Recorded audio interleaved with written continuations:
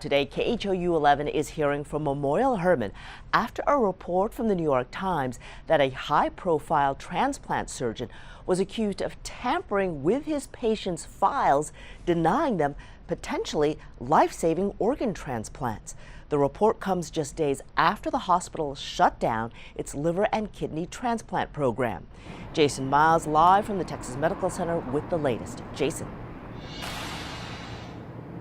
Hey, Hermann. Yeah, we got a new statement from Memorial Hermann just within the last couple of hours. It says it's working to get affected transplant patients into other programs and continues to investigate allegations and is cooperating with regulatory authorities that are also looking into all of this. Now, meanwhile, we also heard from UTHealth Houston. Also, it released a statement today after that New York Times report accused a doctor identified as Steve Bynon of manipulating a national transplant database, making patients ineligible for potentially life-saving donations. Now, UTHealth says Bynon is the director of the Division of Immunology and Solid Organ Transplantation and is affiliated with Memorial Hermann, a contract doctor, if you will, adding it is proud of Bynon's accomplishments and transplant surgery survival rates. The Times report alleges Bynon was secretly making changes to exclude his own patients from receiving new livers, though it is unclear why. Here's some of what the reporter who broke the story told us.